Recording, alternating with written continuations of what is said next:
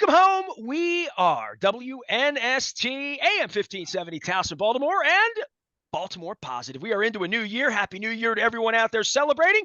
I must say we're putting the Maryland Crab Cake Tour on a slight hiatus here due to purple fairy dust and Festivus going on around here, but we are planning the biggest promotion we've ever done with our partners at the Maryland Lottery. I still have a handful of O-snaps and peppermint payouts and unwrap the cash. There are new scratch-offs coming, but I'll still have these, and they'll still be good. On February 5th, we kick off our and I'm gonna name it right now, just so John Martin from the Maryland Lottery can hear it, Crab Cake Row. And for those of you who don't know, we've gone to the Super Bowl for the last 3 decades. This time we're gonna keep it local. It's got a great cause, got a great spirit.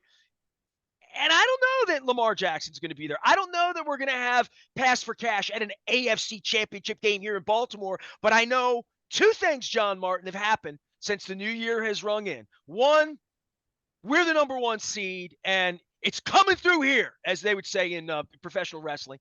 The other part of it is, hey, Joe Flacco, Cleveland. Have you gotten your 15? You get a white or the brown, or are you going with the dog biscuit orange? I'm trying to figure it all out because the Cleveland Browns are going to be playing some football next weekend. Wow. I know. How did that happen? Listen, I don't. People think like you and I come on the radio, we hang. Like I know you a little bit, but man, last week when you started naming every starting quarterback of the Cleveland Browns through the mid-'80s, and I didn't even want to take you back before Kosar to like Douglas and all the ones that Art Modell used to say, oh, those guys, they couldn't play. Speaking of that, since you opened the door, and I will kick it off. First of all, Happy New Year to you. Happy New Nestor. Year to you. Frank Ryan, Dr. Frank Ryan passed away a couple of days ago. Really? Oh, I did not know and that. Of course, people in Baltimore should all have, those of a certain age, should have a fond place in their heart for Frank Ryan, 27-0, 1964 NFL champions. Cleveland Browns. You know, Stedman schooled me up on all of this, and and I'm not here to rub this in because you are in the playoffs with our quarterback, and I'm rooting for you. So, nice. I almost missed that. I like how you worked that in there. Very strange, nice. Man. I have been sending good luck things to Joe Flacco, and I mean it. So, but I'll say this: I was talking to Luke about this week, and last week you sort of went through Pass for Cash. And we're talking about things, and it's New Year's and it's Christmas, and I don't want to say I'm half paying attention, but I started thinking about this. These playoff games, the lottery's involved in this. These winners get to throw in playoff games that may or may not happen last week. Now they're happening, and all they have to do is win 1 and they'll be 2. But the AFC championship part of this in the game in Baltimore, and I said to Luke, I've been to a lot of AFC championship games. I'm thinking about like in the 90s, I used to go every year. I was in Green Bay when Brett Favre won. I was in Minnesota when Brian Billick lost and the Dirty Birds dance. So I've been to a bunch of them, but the one I remembered and forgotten was I was at the drive game, the Elway drive game in Cleveland. That was my first AFC championship game. And I'm thinking to myself, you and the Lions, I don't know how America can't at least want you to win 1 playoff game. You know what I mean? At least next weekend, right? I mean, we're spoiled in Baltimore, John. We really are. There are generations, plural, generations of fans who do not realize in the 1950s, you can look it up, not right now because Nestor and I are on a roll here. But after we're done, you can look it up. The Detroit Lions and Cleveland Browns played multiple times in the 50s and ping-ponged it back and forth for the NFL championship. At that time, pre-Super Bowl, the world's championship, if you will. Look it up. In Before the 50s. The greatest game ever was played, and they started.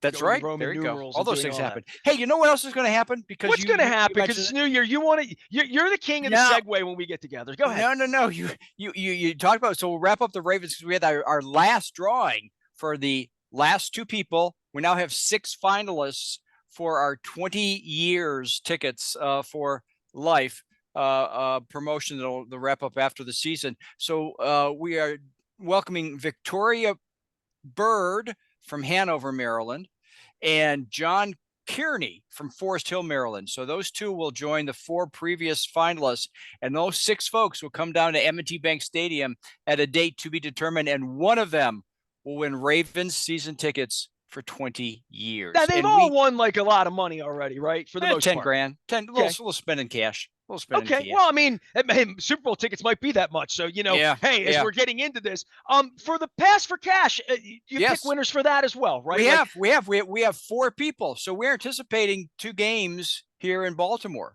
And I don't know the order, so I'll just name all 4 people because I don't know which 2 are coming for the first game and which 2 will be the I'll last get game. Doug on next week to figure this out because whoever the 2 that don't pass in the first game, they're going to have extra stakes in winning the first game, right? Oh yeah, I mean, and not only that, they get to go to the game. They get to go to the AFC Championship game. Yep. Yeah, and there's a lot. I would need to know who the 2 people that need the Ravens to win. I need to know who these people are. Okay, so John Beal from Middletown and Danielle Depfer from Severn, Wendy Lasinski from Pasadena, and Janet Mayo from Frederick. So those 4 people have been selected for Pass for Cash. 2 will be on the game 1, and 2 will be on the game 2. So on game 2 watch. Because if Joe Flacco comes in here in that first game, I know that's going to make for some interesting radio here the week of the 15th, I would say. Or the second, you don't know. I mean, that's the beauty of it. You just don't know what the crazy NFL gods have. Here's my segue. It's kind of like getting a lottery ticket. You just never know. Do you? Right? Is that pretty good? That's better than pretty good because this last weekend, we had an $842 million Powerball winner in the state of Michigan.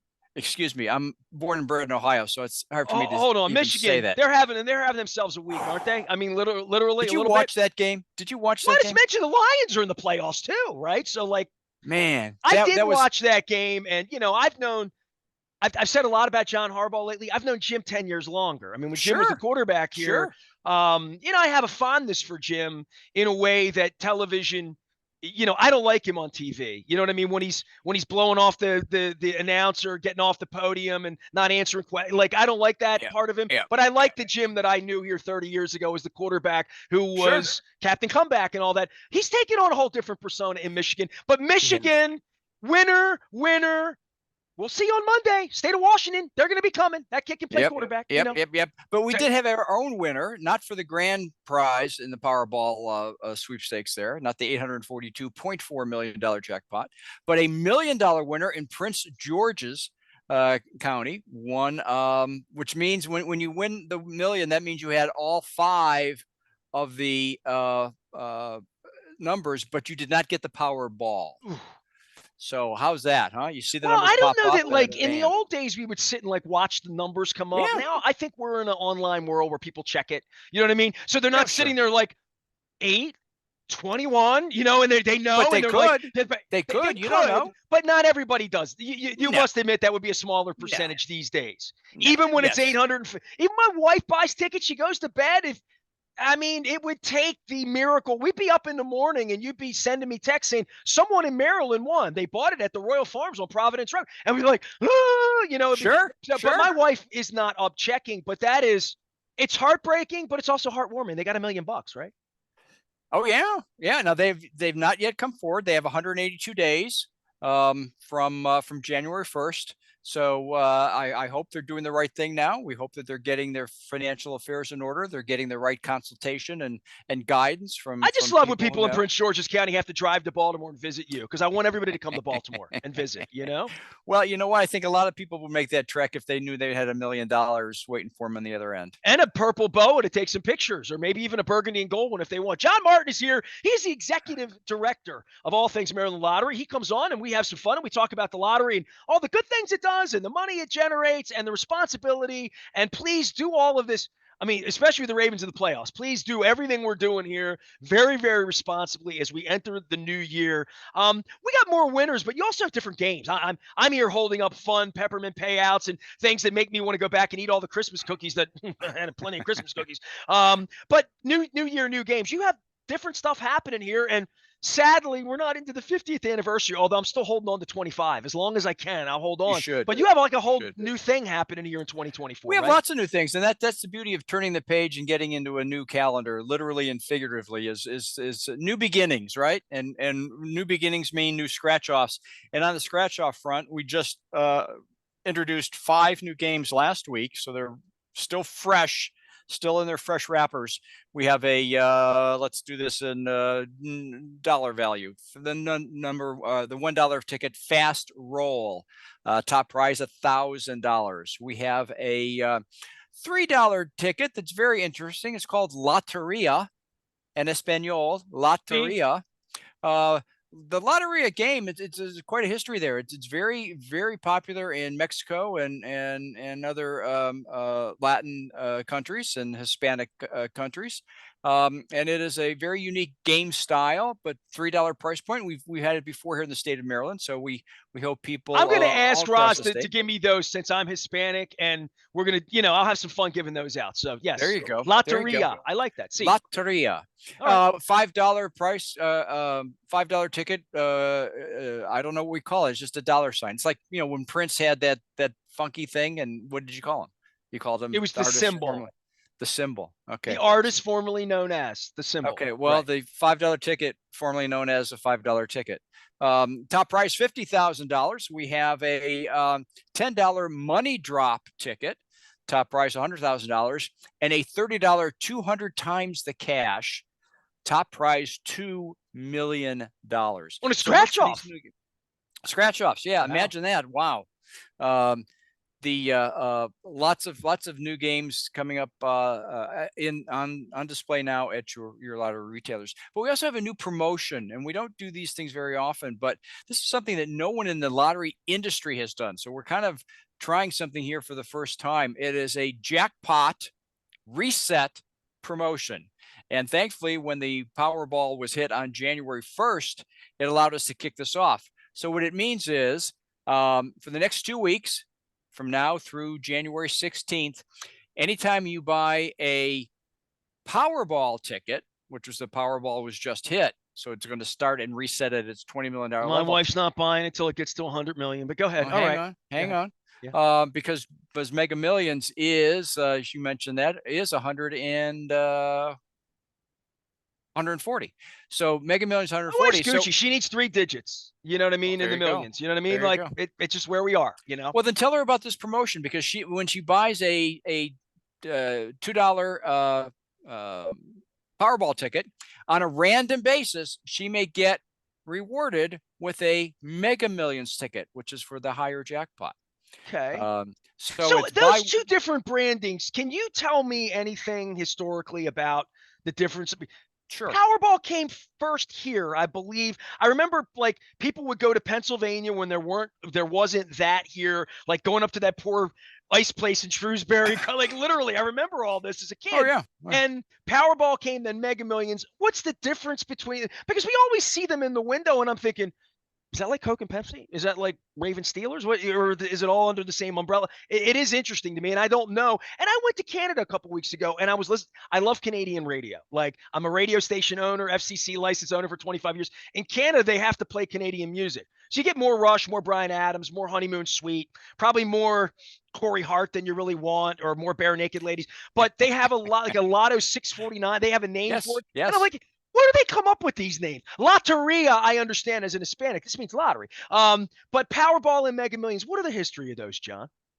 Well, Mega Millions started as the big game. The big game back in the I remember that. 90s. The big game. Thank you. See, that's why I bring historians on. Yeah, okay. and I don't know, because I wasn't at the table at the time. I don't know when they said, you know what, we're not going to call it that anymore. We're going to call it Mega Millions. So I don't know about that part of it.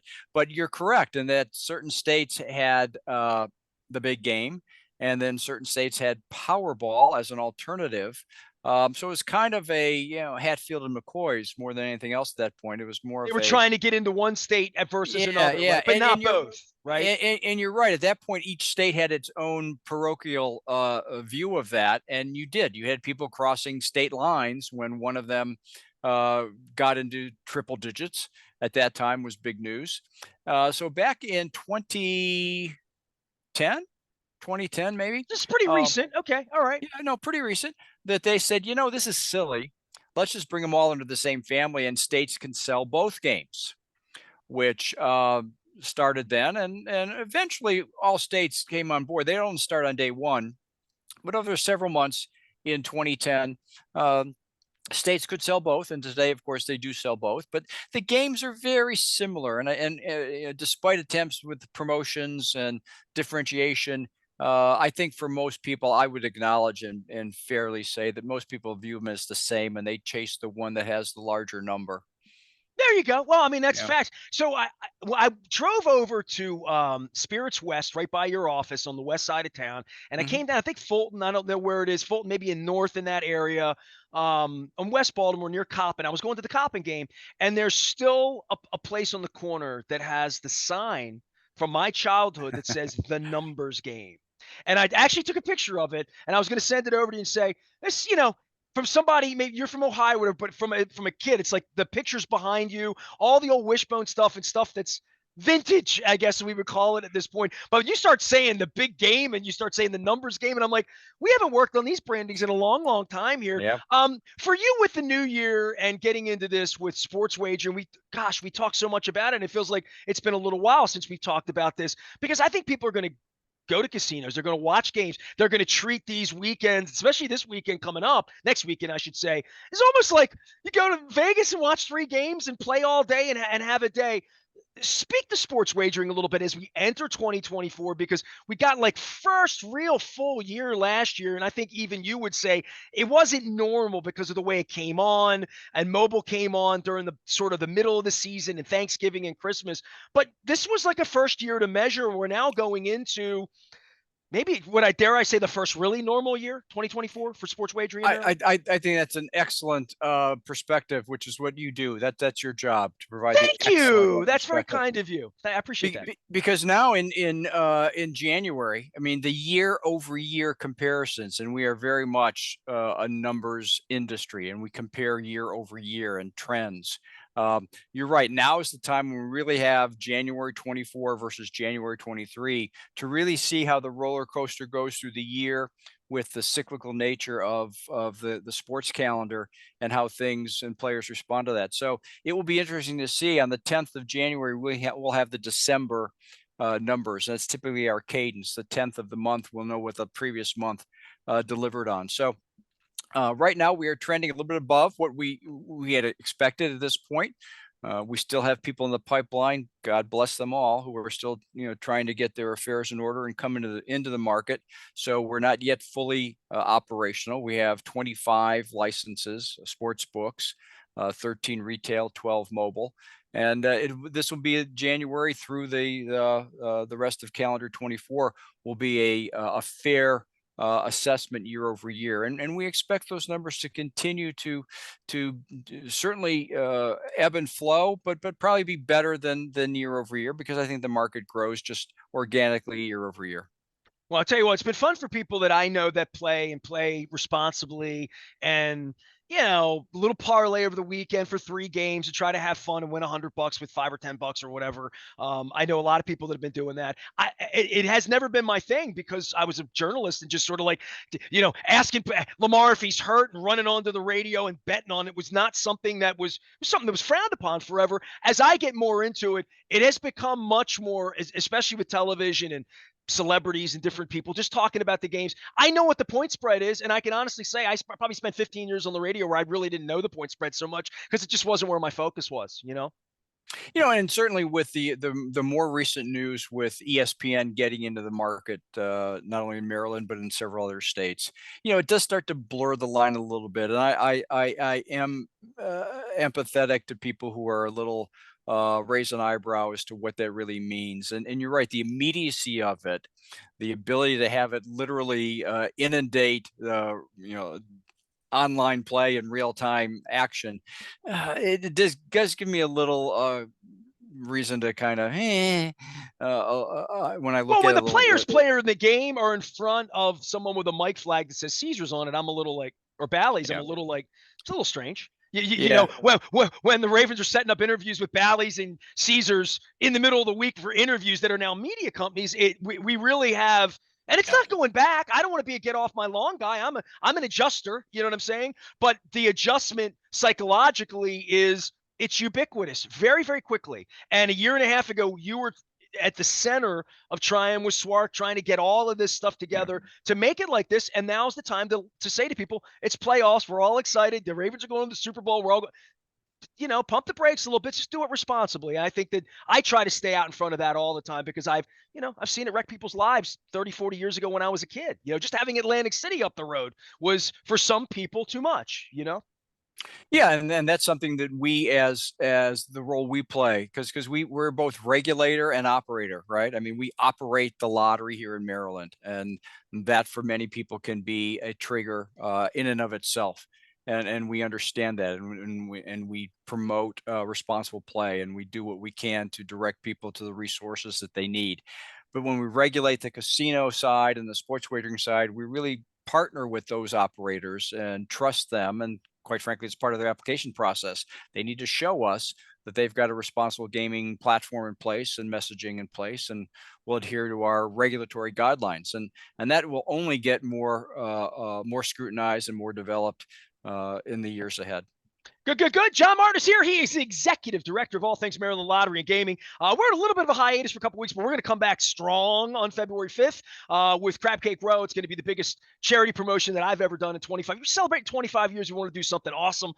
Something awesome might be the Ravens being in the Super Bowl. I don't want to say it would be awesome if Joe Flacco's in the Super Bowl because it might come at our expense. It would come at our expense one way or another. But I would say if Joe Flacco's going to the Super Bowl, it's coming through Baltimore. At least we like to think that. But this is really, really a fun month, right? I mean, for Baltimore, for the year, for the Orioles and the Ravens to win division titles. I've been doing this 32 years on the air, 39 years professionally. It's never happened. So we're really sort of in the middle of these are the good times, John Martin, right?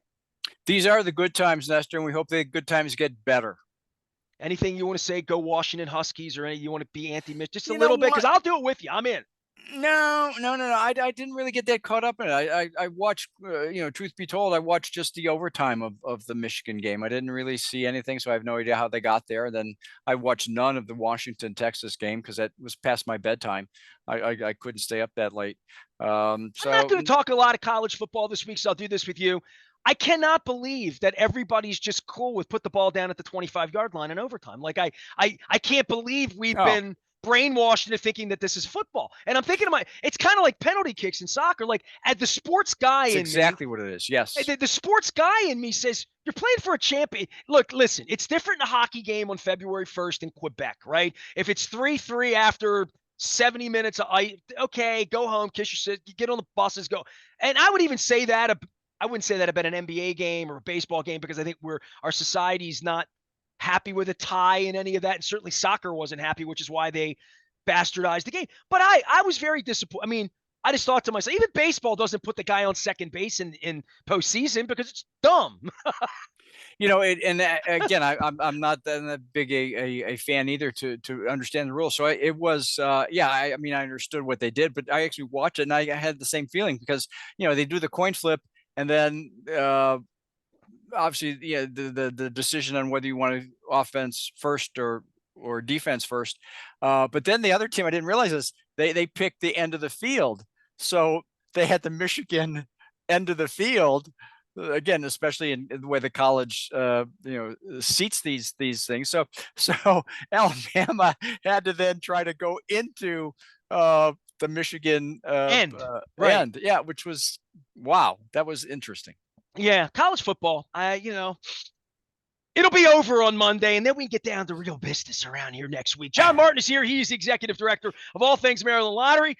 He will have the Flacco 15 Brown on, and the spirit of Jim Brown and Lou the Toe Groza behind him at some point. And I don't know. I think all of Baltimore will be sort of rooting for the Browns next weekend in some weird way because they're going to be playing like Jacksonville or Houston or Indianapolis.